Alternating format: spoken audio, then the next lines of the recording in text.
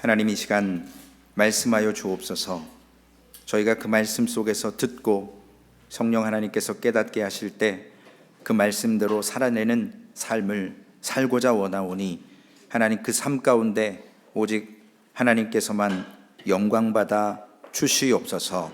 우리 구주 예수님의 이름으로 감사하며 기도 올리옵나이다. 아멘. 오늘 요나서는 현대 교회의 모습입니다. 그리고 우리 소망교회 성도님들의 모습과 저의 모습이기도 합니다. 불순종하고 영적인 잠에 빠져 있었었고, 때로는 하나님의 역사를 통해서도 그 은혜를 감당하다가도 어느 순간 민족의 이기적인 민족주의, 그리고 때로는 철저한 개인주의, 하나님의 마음을 알지 못하는 교회의 모습이기도 합니다. 오늘 집사님께서 나라와 민족을 위해서 기도하시더라고요. 제가 소망교회 와서 처음 들어본 것 같아요. 나라와 민족을 위해서 기도하시는 것. 우리가 나라와 민족을 아낍니다. 그런데 오늘 민족의 이기적인 마음, 개인적인 마음이 요나서에 기록되어 있습니다. 그래서 이 요나서는 잃어버린 세상을, 하나님의 것인데 잃어버린 세상을 향한 하나님의 자비하신 국률의 마음으로 선교의 기초와 핵심이 요나서에 기록되어 있습니다. 요나서에 나오는 이 요나는 특이한 선지자입니다. 현대 선교의 모습을 요나를 통해서도 보여주고 있습니다. 구체적으로 이방 민족에게 보내심을 받은 선교자였습니다. 이 느니웨 성이라고 하는 것이 얼마나 악이 컸냐면 하나님의 보좌까지 그 악이 닿을 정도로 그들에게 보내심을 받았던 내용이 오늘 요나서에 기록되어 있습니다. 북이스라엘의 여로보암 2세 때 가장 왕성하게 황금 시대라고 했었고, 그리고 왕권 위에 오래 앉아 있었던 여로보암 2세 때 두 선지자를 하나님이 보내십니다. 오늘 본문에 나오는 요나와 그리고 아모스. 요나는 북이스라엘 출신이고 아모스는 남유다 출신입니다. 그래서 북왕조 이스라엘의 보냄을 받게 됩니다. 요나는 국가적인 부흥의 메시지를 가지고 선지자의 사명을 감당해서 성도들에게, 이스라엘 백성들에게 각광을 받았어요. 인기 스타였습니다. 그런데 아모스는 정반대로 이스라엘의 사회적인 총체적인 부채, 부역, 부패, 패역함, 이런 것들을 지적하면서 회개하라고 촉구했습니다. 듣기 싫죠. 요나는 인기를 한 몸에 누렸지만 아모스는 멸시와 조롱을 당하다가 결국 이스라엘에서 쫓겨남을 당합니다. 그런데 둘 다 하나님의 부르심을 받은 선지자였습니다. 그리고 하나님의 메시지를 대언하는 사람들이었습니다. 그럼에도 불구하고 하나님께서 주신 말씀이 요나에게 임한 거와 아모스에게 임한 말씀이 달랐습니다. 요나에게는 국가적인 부흥의 메시지를, 아모스에게는 회개하라, 너희들이 부패했다, 그리고 사회적으로 총체적으로 패역하다. 우리가 하나님의 말씀이지만 언제든지 이러한 양면의 모습이 있는 것을 알고 신앙생활을 해야 됩니다. 하나님은 사랑의 하나님이기도 하지만 공의의 하나님이십니다. 심판의 하나님이세요. 무서우신 분이세요. 우리가 살아가는 인생 가운데 일어나는 문제들은 하나님께서 우리에게 말씀하실 때예요. 오늘 소망교회에 하나님의 말씀이 임하면 우리에게 문제가 일어나는 겁니다. 오늘 본문 1장 1절에 보면 여호와의 말씀이 아미떼의 아들 요나에게 임하니라. 요나 선지자에게 하나님의 말씀이 임했습니다.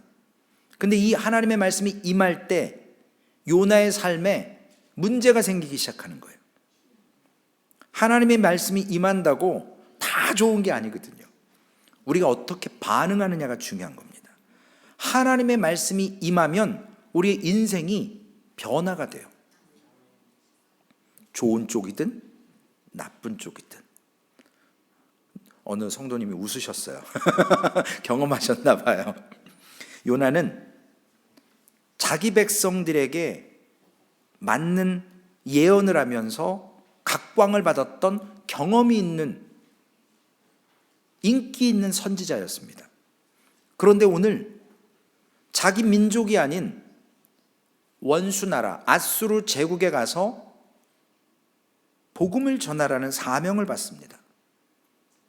선지자였기 때문에 자기의 받은 사명과 자기가 감당해야 될 이 소명이 무엇인지 분명히 알고 있는 사람입니다.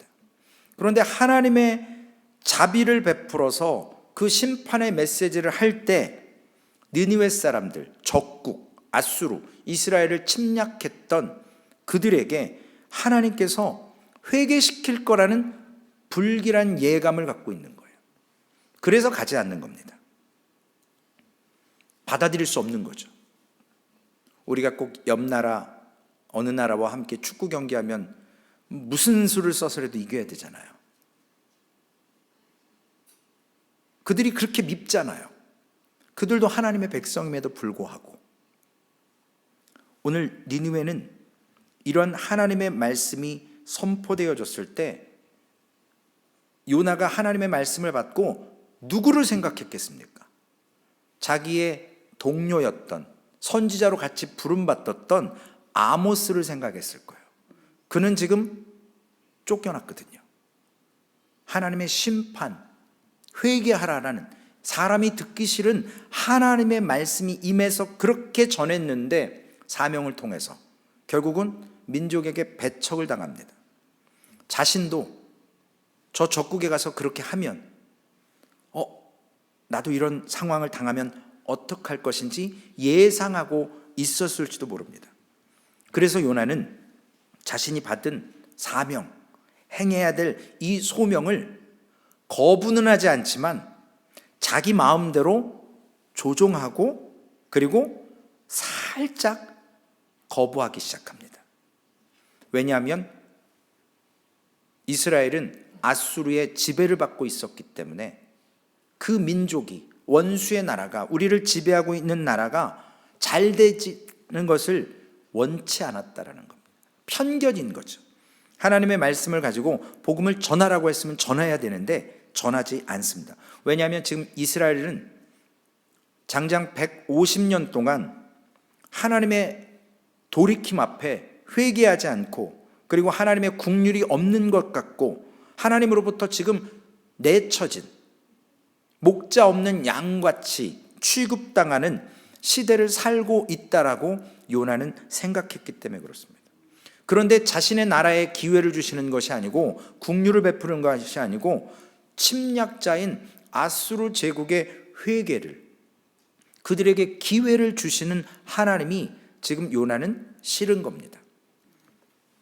그래서 이 요나는 하나님의 시간이 있다면 우리 백성 이스라엘을 돌보셔야지 왜 니느웨 백성들을 돌보시냐라는 편견을 가지고 그리고 그가 그런 마음을 가졌습니다. 그의 동시대의 사람들은 하나님께서 시내산에서 주신 말씀, 출애굽기 19장 5절에 보면 세계가 다 내게 속하였나니, 모든 세계가 다 하나님의 것임에도 불구하고 그 말씀을 잊고 살기 때문에 지금 우리를 침략했기 때문에 저들은 회개하면 안 되고 구원받으면 안 된다는 생각을 갖게 됩니다. 모든 시대의 사람들이 하나님의 백성들의 잘못된 근본적인, 그리고 이것은 우리의 문제이기도 하지만 하나님이 누구이신지 모르기 때문에 저질러지는 죄라는 것입니다. 잠깐 재밌는 얘기를 드리겠습니다. 신학대학을 다니고 4학년이 되면 찬송가 323장 부름받아 나서니 몸 2절 아골골짝 빈들에도 복음 들고 가오리다를 4학년들은 입을 꾹 다뭅니다. 왜 그럴까요? 좋은 후임자로 가서 좋은 교회 가서 편안하게 목회해야지 아골골짝 가보셨나요? 아무것도 없어요. 그 척박한 그 땅에 가서 맨 땅에 회딩하면서 복음을 왜 전하면서 고생해야 되는 거예요. 심지어는 교육자들 청빙할 때, 부교육자들 청빙할 때 공고가 뜨면 월급이 얼마냐고 교회 물어요. 사례비 얼마나 줄 거냐고. 돈 벌려고 목회하는 거 아닌데 그런 경우가 많아요. 왜 고생해야 되냐는 거예요.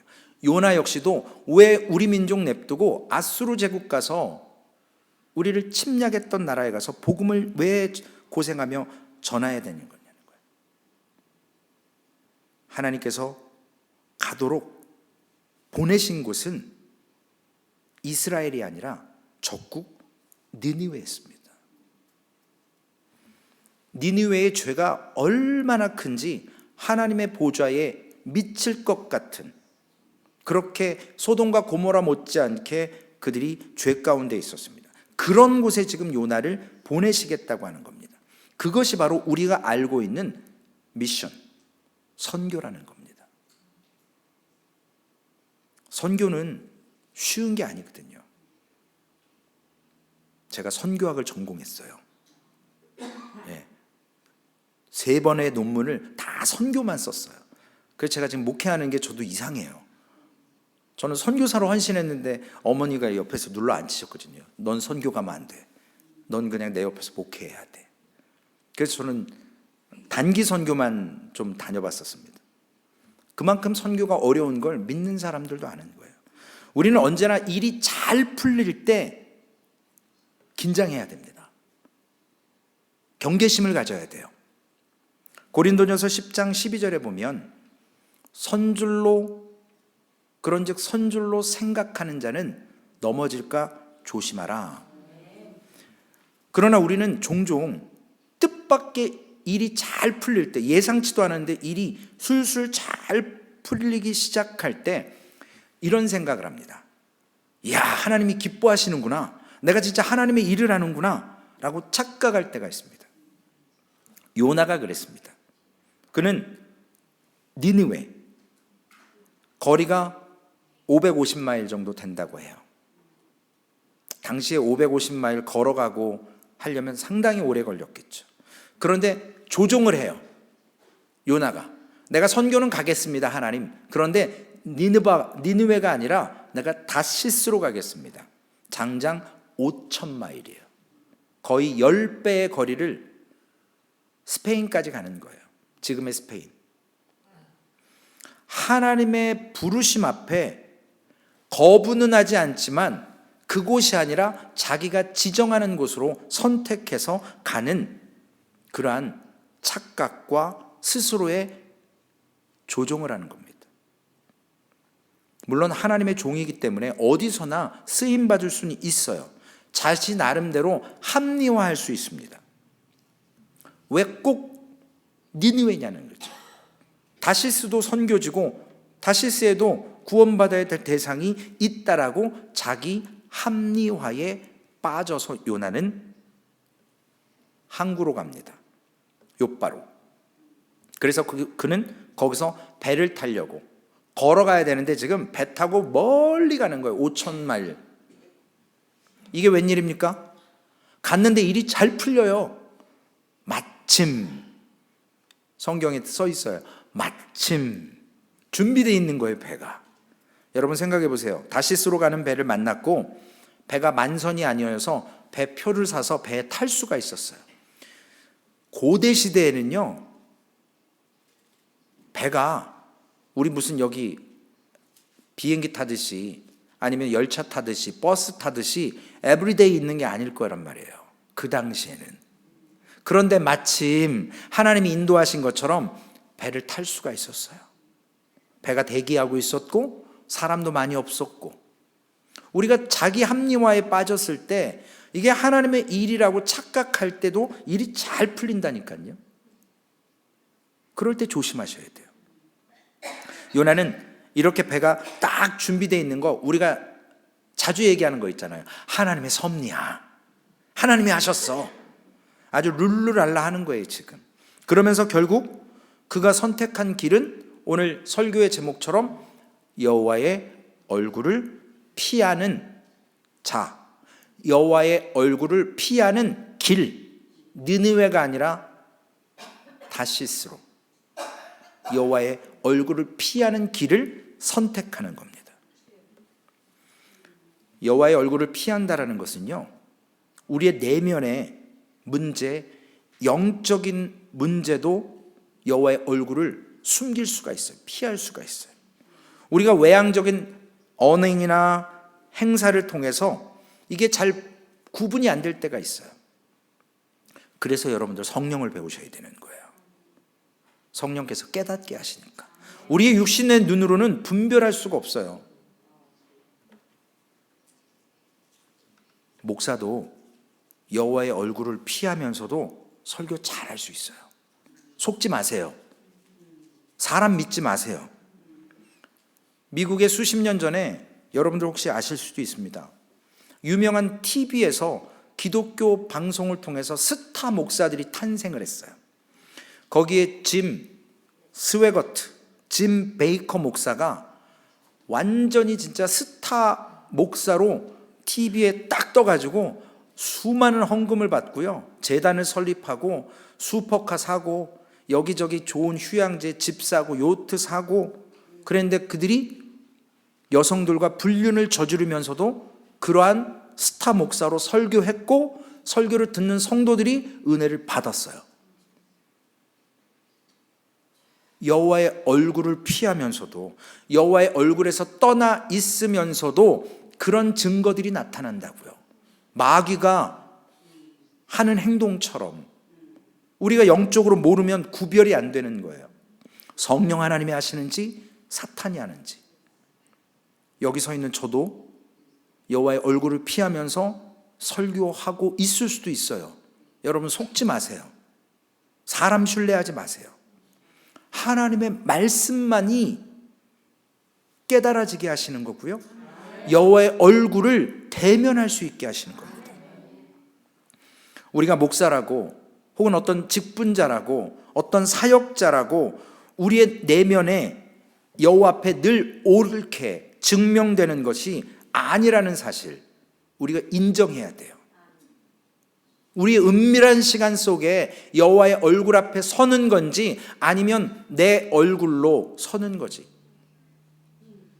제가 여러분 앞에 지금 가면 쓰고 있을 수도 있어요.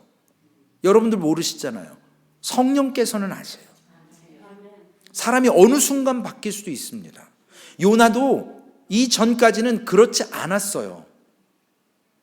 그런데 여호와의 말씀이 임하니까 민족의 이기주의, 개인적인 이기주의, 그리고 자기가 합리화시켜서 하나님의 선교의 목적지를 자신이 조종해 버립니다. 우리는 인간입니다. 하나님은 사람을 외모로 보지 않습니다. 그러나 우리는 사람을 먼저 외모로 판단합니다. 그리고 신뢰합니다. 하나님의 얼굴을 피하는 것은 오늘 본문 3절에 있는 것처럼 하나님의 얼굴을 피할 때 나타나는 현상이 뭐냐면 내려가는 거예요. 욥바로 내려갔습니다. 배를 타기 위해서 항구로 내려갔어요. 그리고 배에서 가장 배 밑바닥 밑층으로 요나는 내려갔습니다. 성경에서 요나의 삶이 점점점 하나님의 낯을 피해서, 얼굴을 피해서 그 인생이 영적인 모습들이 내려가는 것을 의도적으로 기술하고 있는 거예요. 요나가 하나님의 얼굴을 피했을 때, 도망했을 때 나타난 행위는 하나님의 부르심, 특별히 선교라고 하는 부르심에 대한 불순종인 거예요. 두 번째로는 날마다 하나님과 페이스 투 페이스 하나님의 얼굴 앞에 코람데오 하나님 앞에 있는 그 모습, 그래서 그 하나님 앞에서 기도해야 되는 그것을 그치는 불순종이었고요. 세 번째로는 날마다 하나님의 거룩한 말씀 앞에서 묵상하고 듣기를 거절하는 불순종이고요. 마지막으로는 우리의 눈과 행위와 생각이 범죄하도록 허용시키는, 그래서 불교 용어지만 차용해서 잠깐 쓸게요.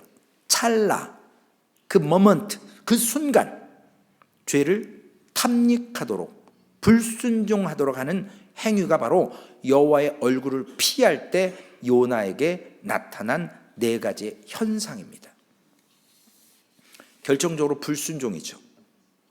매일매일의 삶이 불순종으로 드러나는 겁니다. 우리가 선교사가 되었다고 해서, 교회가 선교를 많이 한다고 해서, 그리고 그가 혹은 그 교회가 여호와의 얼굴을 향하여서 있다라고 우리가 거룩한 모습이라고 생각해서는 안 된다라는 거예요. 여호와의 얼굴을 피하고도 선교 많이 할 수 있다니까요. 기적과 이적들도 일어나요. 좀 전에 말씀드렸던 그런 스타 목사들 앞에서는 너무 멋있어요. 권능의 말씀을 선포하는 것 같아요. 그러나 은밀한 시간에는 하나님의 얼굴을 피했던 사람들입니다. 우리도 언제 그럴 수 있는지 모르겠습니다. 조심해야 합니다. 그래서 이 선교는 교회와 선교사에게 오늘 큰 유혹과 같은 거예요. 선교하면서 그의 내면에 여호와의 얼굴을 피해서도 우리가 살아갈 수 있다라는 것을 요나를 통해서 보여주는 겁니다. 또 개인적인 차원에서 교회에 열심히 나오시고 열심히 봉사하고 우리의 내면이 건강하고 하나님과 좋은 관계 속에 있음을 보장해 주거나 증명해 주는 것이 봉사 잘한다고, 교회 일 열심히 한다고, 교회에 빠지지 않는다고, 기도한다고 증명되는 게 아니에요. 누구에게 기도하고 있는지, 그 기도가 중언부언이라면 하나님 받지 않으세요. 그 기도가 하나님의 얼굴을 피하면 그 기도는 하나님께 드려지는 기도가 아니에요. 하나님께서 오늘 요나야, 내가 나의 부름을 거절하니 어쩔 수 없구나, 할 수 없구나, 다른 사람 찾아보마, 네가 갈 길 가거라. 그랬으면 오늘 본문 3절까지 해서 딱 끝났어야 돼요. 근데 말씀이 3절로 안 끝나잖아요. 그러나 자비로우신 주님은 요나에게 기회를 주십니다. 요나를 쫓아갑니다. 요나를 추격해요. 잡으려고. 하나님은 뭐 잡으려면 그 자리에서 못 잡으시겠어요? 제가 표현하는 거예요, 은유적으로. 이제부터 나오는 모든 이벤트 기사들은요, 요나에 있어서 하나님께서 덤으로 주는 인생이에요. 어쩌면 우리 역시도 다 덤으로 사는 인생입니다. 오늘 주일 아침 하나님의 부름을 받은 사람도 세상에 많습니다. 어떤 분은 교회로 향하다가 교통사고로 돌아가신 분도 있을 거예요. 우리는 알 수 없지만, 어떤 분은 하나님 앞에 예배하고 싶지만 예배할 수 없는 형편과 처지가 있어서 못 드리는 분도 있을 거예요. 우리는 장담할 수 없어요. 오늘 요단을 추격할 때 그에게 덤으로 주는 인생, 오늘 우리의 삶도 이 아침에 하나님 앞에 예배하는 것도 덤으로 주시는 인생이라는 사실입니다. 그래서 예수 그리스도를 만난 이후의 삶은 진짜 보너스 삶이에요. 덤으로 주신 인생이에요. 그 이전에는 죽을 수밖에 없는 영혼이었습니다. 한 번도 아니고 100번도 아니고 골백번 죽을 수밖에 없고 저주받을 수밖에 없는 하나님의 진노 아래 있었던 우리의 삶을 하나님께서 복의 자녀로 덤으로 바꿔 주셨다라는 겁니다. 그래서 찬송가 27장 2절에 보면 나 이제 생명 있음은 주님의 은혜요 라고 말씀하십니다. 우리의 생명이 있는 것이, 호흡하는 것이 주님의 은혜입니다. 하나님은 저쪽으로 가라고 하셨는데 인간인 요나와 우리들은 불순종해서 이쪽으로 갑니다. 그래서 걷는 것이 아니라 배에 요나는 몸을 싣습니다. 이것이 요나에게 비극이고요, 재난의 시작이 됩니다. 본인뿐만 아니라 다른 사람들에게도 악영향을 끼칩니다. 하나님은 오늘 우리에게 말씀하시는 하나님이심을, 지금 스피커인 저를 통해서 선포되는 말씀은 최진의 말이 아니라 하나님의 말씀이라고 믿어질 때 여러분 심령 가운데 여호와의 얼굴을 대면할 수 있고 여호와의 말씀을 믿어질 수 있는 겁니다. 본문은 그러나 하나님께서 요나를 쫓아갈 때 사용하시는 툴이 나오는데 먼저 폭풍으로 응답하십니다. 배를 탔어요. 폭풍으로 도망가는 선교사였던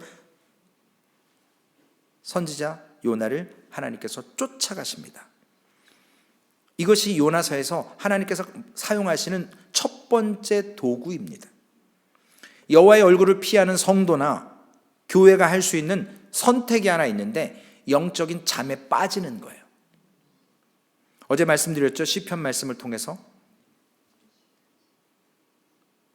분노와 비방을 들을 때 두 다리 쭉 뻗고 다윗이 잘 수 있었던 것은 비방하는 사람들에게 대적하는 게 아니라 하나님께 여호와여 응답하소서, 내 의의 하나님이여, 하나님께 토로합니다. 그분이 아시고 그분이 해결하실 것을 믿고 그리고 자신을 대적하는 자들에게 3번의 권면을 합니다. 그런데 영적인 잠에 빠질 수도 있어요. 평안한 잠이 아니라 영적인 잠이에요.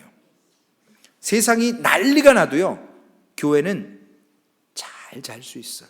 영적인 침체에 빠질 수 있어요.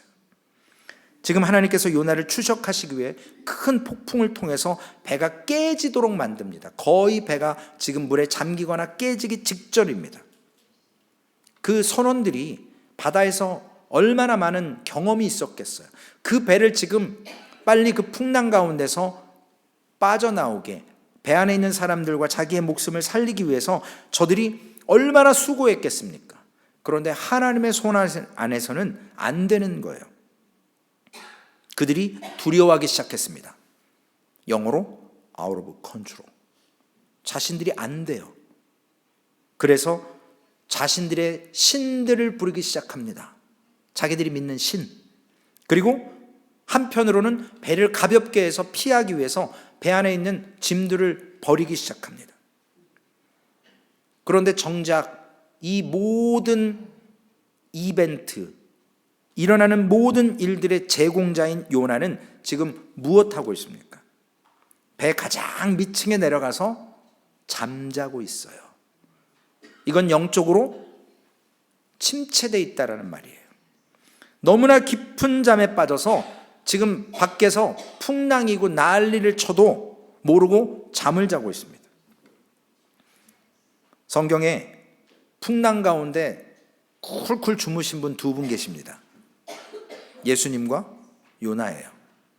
마태복음 12장 39절에 보면 예수님께서 바리새인과 서기관들이 표적을 구할 때 예수께서 대답하여 이르시되 악하고 음란한 세대가 표적을 구하나 선지자 요나의 표적밖에는 보일 표적이 없느니라.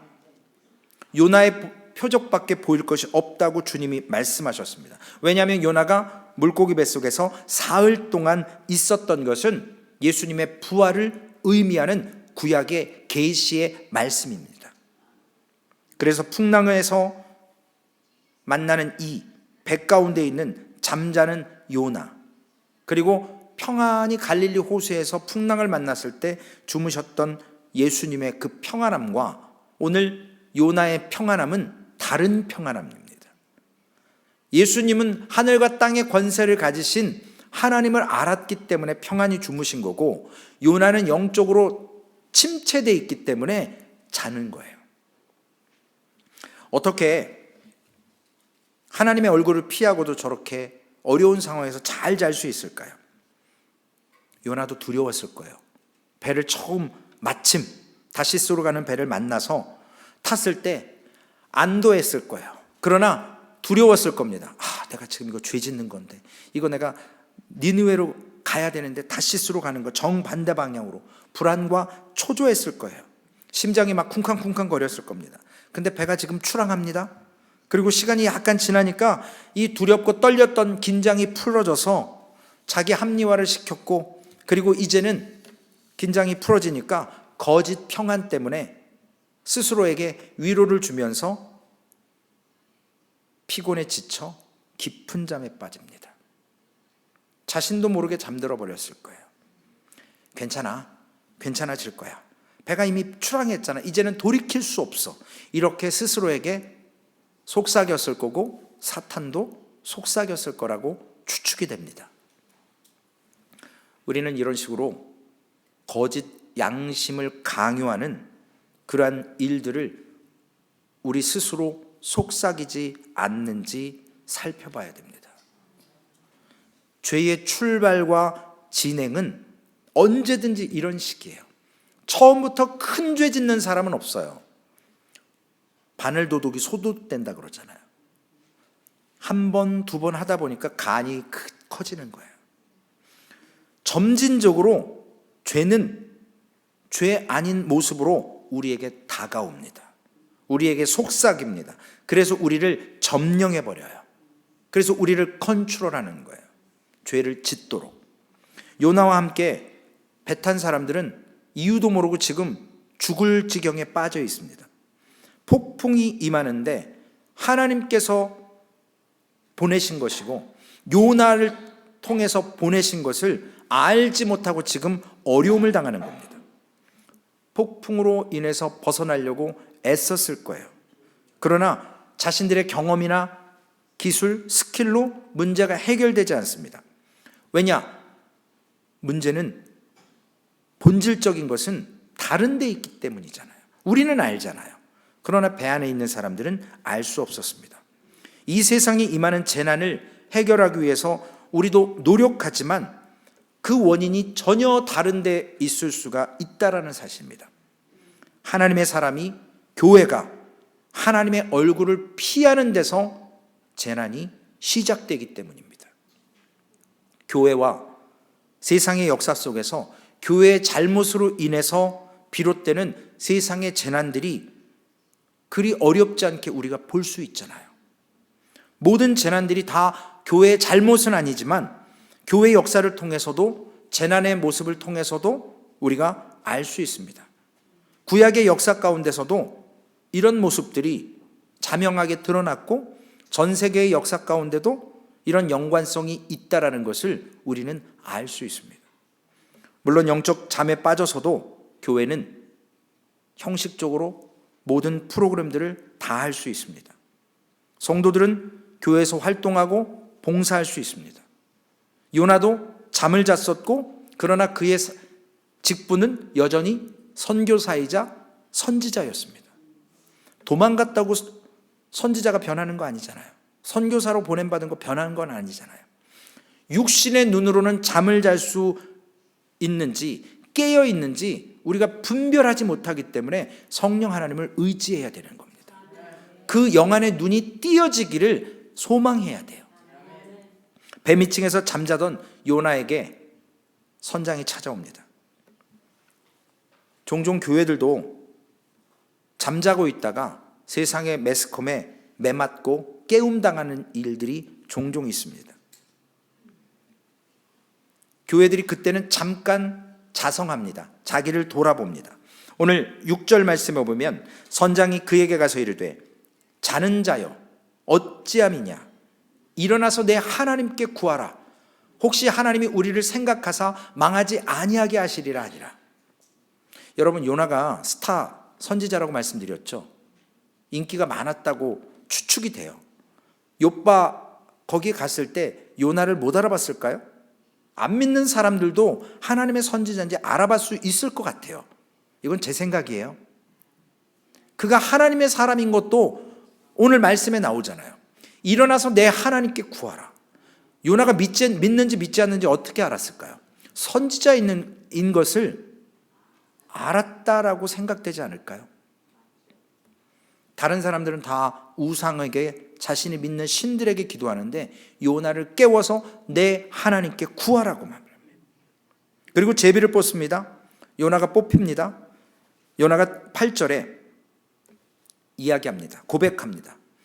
무리가 그에게 이르되 청하건대 이 재앙이 누구 때문에 우리에게 임하였는가 말하라. 내 생업이 무엇이며 내가 어디서 왔으며 내가 나라가 어디며 어느 민족에 속하였느냐 하니, 이 지경이 될 때까지 요나가 왜 잠자야 했을까요? 우리도 어떤 문제가 이 지경까지 왔을 때 수습 못하는 경우가 있어요. 그때까지 사탄에 의해서 휩쓸려 갈 때가 있어요. 나도 모르는 사이에 일이 엄청나게 커질 때가 있습니다. 요나와 같이. 종교개혁자 존 칼빈이 너무나도 유명한 기독교 강요에서 신앙이 무엇이냐 한 줄로 이렇게 얘기했습니다. 하나님을 알고 자기를 아는 것이 신앙이라고 얘기했어요. 우리가 하나님을 알지 못하고 자기도 알지 못하는 사람이 있어요. 또 나가 누군지는 알지만 하나님이 누군지도 모를 때가 있어요. 요나는 지금 자신이 누군지를 자백해야 되는 시간이 왔습니다. 그래서 9절에 나는 히브리 사람이요 바다와 육지를 지으신 하늘의 하나님 여호와를 경외하는 자로다. 여기 고백에 문제가 있죠. 여호와를 경외하는 자입니까 지금? 경외하는 자면 어디로 가야 돼요? 다시스가 아니라 니느웨로 갔어야죠. 그러나 그가 이렇게 고백해요. 우리도 여호와의 얼굴을 피하면서 여호와를 경외한다라고 이렇게 고백할 수 있다라는 사람들이라는 거예요. 그러나 그의 신분은 변하지 않습니다. 하나님의 사람이었고 그가 선지자로 선교사로 부름받았습니다. 그는 이전까지 하나님밖에 모르는 사람이었을 거예요. 복음을 전했고 그리고 넘어져서 여기까지 왔지만 10절 말씀에 자기가 여호와의 얼굴을 피함인 줄을 그들에게 말하였으므로, 신앙 고백인 거죠. 제가 여호와의 얼굴을 피해서 지금 풍랑이 일었습니다. 완전히 나락으로 떨어졌던 한 선교사, 한 선지자가 지금 하나님의 추격하심으로, 하나님이 쫓아오심으로 그가 이제 돌이키기 시작합니다. 영적 각성, 부흥의 역사, 공통적인 현상이 하나 있습니다. 하나님의 백성들이 자기 자신의 모습을 정직하게 하나님 앞에 드러내는 순간에 영적인 각성과 부흥이 일어납니다. 저도 성도님 한 분이 보내주셔서 지금 켄터키의 에즈베리 유니버시티에 리바이벌이 진행되고 있습니다. 어떤 리더가 인도하는 게 아니고 지금 몇백 시간을 저들이 기도하고 찬양하고 회개하는 일들이 유튜브에 라이브로 올라오더라고요. 어느 시대에 각성의 시간들이 있어요. 회개의 시간들이 있습니다. 오늘 요나도 자기가 여호와의 얼굴을 피함인 줄 알았습니다. 이제야 깨닫습니다. 그리고 우리가 하나님 앞에 우리의 연약함, 우리의 죄악의 모습을 그대로 인정하며 하나님 앞에 설 때 우리가 영적으로 각성되어지고 영적으로 깨어나고 부흥이 일어나는 거예요. 그래서 아까 말씀드렸던 얼굴에 쓴 이 가면을 벗어 던져야 합니다. 여호와의 얼굴 앞에 서 있는 모양의 모습을 갖는 것이 아니라 서 있어야 된다는 거예요. 나와 있는 게 중요한 게 아니고요, 마음으로 하나님께 드리는 게 중요한 거거든요. 우리 소망교회가 진정한 의미의 부흥을 원하신다면 우리 한 사람 한 사람들이 정직한 모습으로 나를 인정하고 하나님을 알고 하나님 앞에 회개할 때 교회가 부흥되는 거예요. 100명, 1000명 모이는 게 아니고 우리 한 사람이 교회기에 우리가 부흥되어지는 거예요. 그것을 하나님은 원하십니다. 하나님이 한 번에 초대교회처럼 몇천 명씩 회개하고 돌아오도록 만들 수 없는 하나님이 아니시잖아요. 그러나 하나님은 그런 방법을 원하시는 게 아니에요. 지금 우리 한 사람이 변화가 되어서 하나님의 사람으로 섰을 때 그 주변에 있는 사람들이 여러분들의 변화된 모습을 통해서, 회개하는 모습을 통해서, 하나님의 얼굴을 대면하는 모습을 통해서 그들도 그 하나님을 믿어진다라는 거예요. 거룩하신 하나님 앞에서 우리의 영혼이 부딪혀보지 않은 분들, 나는 죄인이라고 가슴을 치면서 정말 기둥 뒤에 숨어서 하나님께 기도해 본 적 없는 사람들, 그리고 이런 경험이나 고백 없이 아무도 새로워질 수가 없습니다. 우리의 겉사람은 죄송스럽지만 늙어갑니다. 제가 아침에 타임을 했는데 막 목에 주름이 있더라고요. 그래서 아이고, 최 목사도 50 넘더니 이제 늙는구나. 우리 겉사람은 후패해져요. 그러나 속사람은 날로 날로 새로워집니다. 하나님의 성령이 부어주실 때, 하나님의 얼굴을 대면할 때. 욥기 42장 5절 6절 말씀, 우리 이번 주에 외우는 말씀이잖아요. 같이 한번 읽어봅시다. 함께 읽어보겠습니다. 욥기 42장 5절과 6절 말씀 함께 읽습니다. 내가 죽게 대하여 귀로 듣기만 하였사오나 이제는 눈으로 주를 배움나이다. 그러므로 내가 스스로 거두어드리고 티끌과 제 가운데서 회개하나이다. 욥이 당당했어요. 하나님 앞에 자기 잘못한 거 하나도 없다 그랬어요. 그러나 이제는 귀로 듣는 것이 아니라 눈으로 보고 자기가 자기의 죄를 거두어 드리고 인정하고 하나님 앞에 티끌과 제 가운데서 회개했습니다. 하나님이 원하시는 거예요. 욥에게도 하나님께서 놀라운 계시를 주십니다. 12절 말씀에 나를 들어 바다에 던지라. 그리하면 바다가 너를 위하여 잔잔하리라. 이제는 회개를 가볍게 여겼던 그러한 태도에서 그가 하나님 앞에 회개하는 것을 함부로 하지 않고 업신여기지 않고 하나님 앞에 서가는 겁니다. 로마서 6장 23절에 보면 죄의 싹은 사망이에요. 요나가 지금 범죄했잖아요. 하나님의 말씀에 불순종했잖아요. 거기에 대한 대가를 치러야 돼요. 하나님은 사랑의 하나님이시기도 하지만 공의의 하나님이세요. 그 죄에 대한 대가를 치르게 하십니다. 예수님께서 우리의 죄를 위해서 하나님의 말씀에 순종해서 정말 말씀드렸던 것처럼 십자가에서 매달려서 물을 쏟으시면서 거기에서 정말 으깨지시는 것처럼 으깨지셔서 우리의 죄를 십자가에 못 박았고 도말하셨고, 그래서 하나님의 공평, 하나님의 의를 이루어 주셨잖아요. 예수님의 순종하심으로. 요나가 지금 자살한다라는 얘기가 아니에요. 영적으로 자포자기하고 충동적으로 자기 바다에 던지라는 게 아니라 하나님의 사람이기 때문에 압니다. 그리고 이 액션이 예수 그리스도의 부활을 의미하는 것을 계시로 주셨다라는 겁니다. 결단하는 행동이 옮겨지고 그가 물속에 던져졌을 때, 빠졌을 때 풍랑이, 바다가 잔잔해졌습니다. 잠자던 선교사가 각성했어요. 회개했어요. 그래서 선교의 전환점, 터닝 포인트가 되었습니다. 잠자던 교회가 각성할 때 부흥의 역사가 일어납니다. 전도의 역사가 일어나고요. 그 전에 회개의 역사가 먼저 일어나고, 그리고 전도의 역사와 선교의 놀라운 전환점을 맞이할 수 있게 됩니다. 그런데 놀라운 사실은 요나가 지금 물에 빠졌지 않습니까? 배 위에서 부흥이 일어납니다. 이게 하나님의 역사예요. 그래서 각 이방신들을 부르던 선원들과 선객들이 한결같이 여호와의 이름을 두려워해요. 그리고 여호와께 제물을 드리고 서원하기 시작하는 것이 16절에 기록되어 있습니다. 저들이 하나님의 구원을 경험하는 겁니다. 요나는 빠져서 물속의 뱃속에서 3일 동안 있으면서 부활을 경험하는 것이고, 배 위에 있던 사람들은 풍랑 가운데서 잔잔해지신 것을 통해서 하나님의 사람이 빠짐으로 인해서 구원 얻는 것을 경험합니다. 사랑하는 성도 여러분, 우리가 여호와의 얼굴을 피하고 살아가지 않는지 돌이켜봐야 합니다. 저도 이 말씀을 준비하면서 저에게 하시는 말씀 같아요. 최 목사, 너 가면 벗어라. 언제까지 그렇게 숨기고 살래?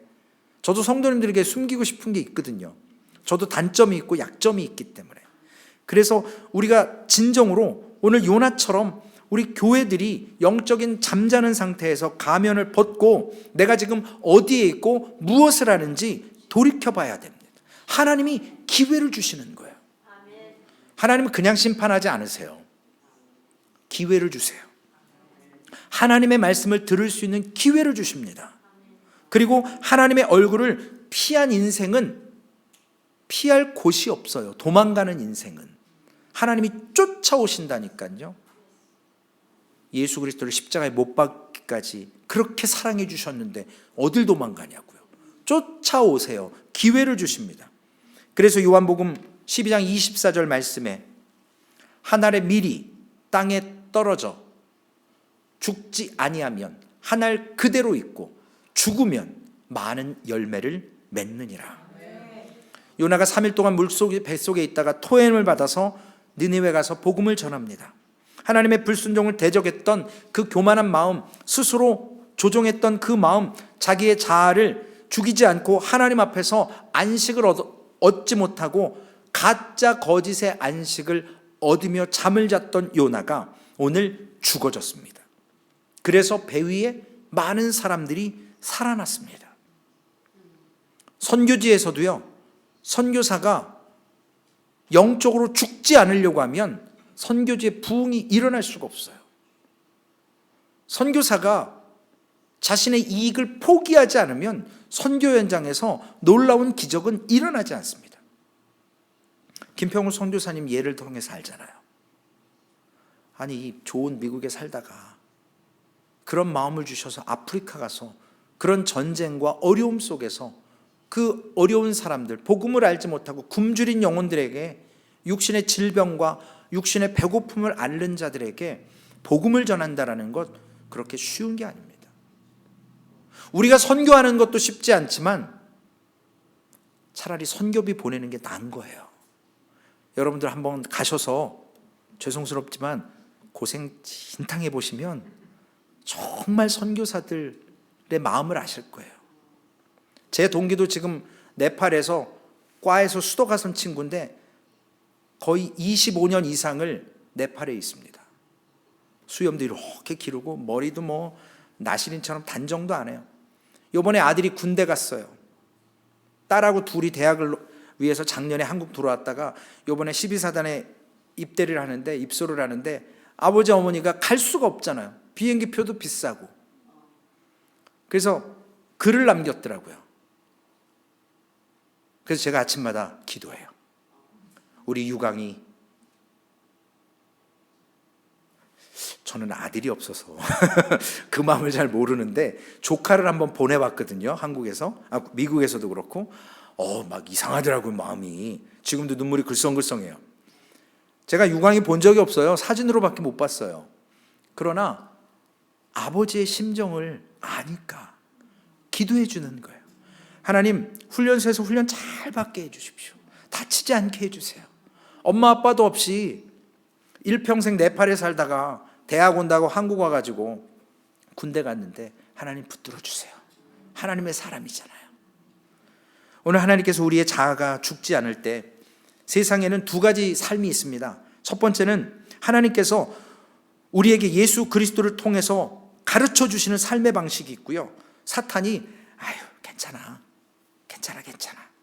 가만히 있어, 이런 삶의 방식이 있어요. 그래서 전자는 요나를 통해서 요나가 고백하는 것처럼 나를 죽여라, 그러면 너희가 산다 라는 것이고요. 후자는 나도 살아야 되지만 너도 살아야 되지 않겠니? 사탄은 우리에게 속삭여요. 타협하게 해요. 신앙은요, 타협이 없는 거예요.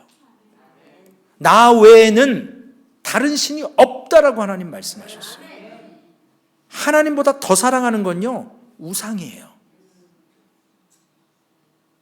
우리가 무언가를 사랑하고 있을 때 혹시 하나님보다 더 사랑하지 않는가? 하나님보다 더 거기에 시간을 투자 않는가? 생각해 보셔야 돼요. 그게 우상이에요. 오늘 요한복음 12장 25절에 자기의 생명을 사랑하는 자는 잃어버릴 것이요 이 세상에서 자기의 생명을 미워하는 자는 영생하도록 보존하리라. 요한복음 10장 17절 18절 말씀에도 내가 내 목숨을 버리는 것은 그것을 내가 다시 얻기 위함이요 이로 말미암아 아버지께서 나를 사랑하시느니라. 이를 내게서 빼앗을 자가 있는 것이 아니라 내가 스스로 버리노라. 나는 버릴 권세도 있고 다시 얻을 권세도 있으니 이 계명은 내 아버지에게서 받았노라 말씀하셨습니다. 이것이 기독교의 신비예요. 우리의 자아가 죽어야 하나님께서 역사하셔요. 우리의 육신의 눈이 영안의 눈으로 뜨여져야 하나님의 선하신 일을 볼 수 있어요. 아직도 한 번도 내 자신을 죽여보지 않으신 분들은 아직 그리스도인이 아니에요. 하나님을 모르는 거예요. 신앙생활 지금까지 종교인으로 사신 거예요. 하나님 앞에 목숨을 드려야 합니다. 예수 그리스도께서 죽어주신 것처럼, 그래서 우리가 살아난 것처럼 우리의 목숨을 하나님께 드리는 것은 그 부르심에 응답하는 거예요. 내 의지가 아니라 하나님이 주신 말씀. 저는 소망교회가 이 시대 가운데 하나님께서 귀하게 구별했다고 믿습니다.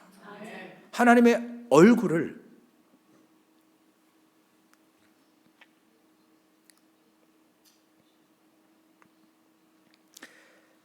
바라볼 수 있도록 하나님께서 말씀을 주시는 줄로 믿습니다. 그 말씀을 붙드시기를 바랍니다. 하나님, 연약합니다. 하나님, 우리는 부족합니다. 그러나 하나님의 은혜를 알기에 하나님의 얼굴을 향하여서 오늘도 한 걸음 나아가려 합니다. 하나님, 그 부르심 앞에 하나님 도망가지 않게 하시고 우리를 쫓아오시는 하나님이 아니라 우리가 주님을 따르기를 원합니다. 그리하여서 소망교회가 하나님이 인도하시는 대로 하나님의 교회로서 한 사람 한 사람 우리의 자아를 깨부시고 하나님께서 운행하실 수 있도록, 하나님께 주권을 드릴 수 있도록 이 시대의 나시린으로 하나님 살아보고 싶습니다. 하나님 붙들어 주셔서 오직 이 땅에서 하나님의 영광 가운데 쓰임받는 하나님의 도구가 되게 하여 주시옵소서. 우리 구주 예수님의 이름으로 감사하며 기도 올리옵나이다. 아멘.